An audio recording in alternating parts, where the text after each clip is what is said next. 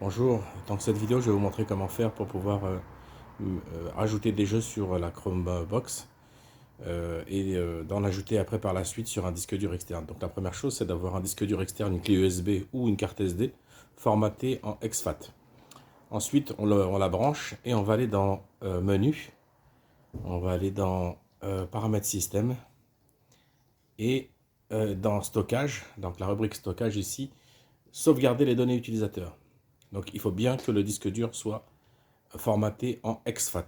Donc voilà, il a trouvé mon disque dur cible. Je fais démarrer.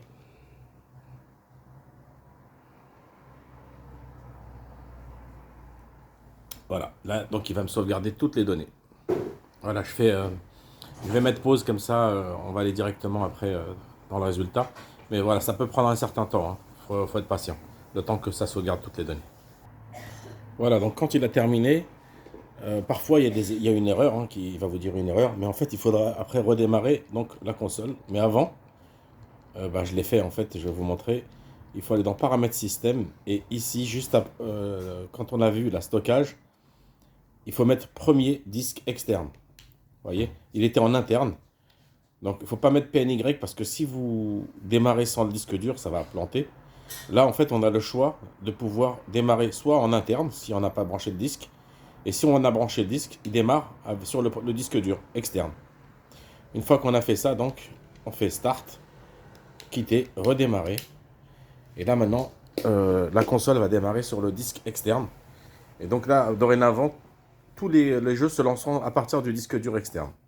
Donc ça nous fait une belle jambe, mais la suite c'est quoi? C'est d'ajouter un jeu.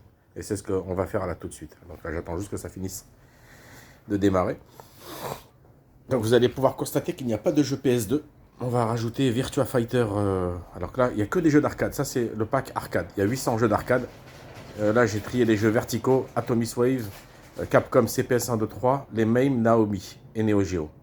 Voilà, donc là, il n'y a rien d'autre, il n'y a pas de PS2. Donc je vous reprends tout de suite après.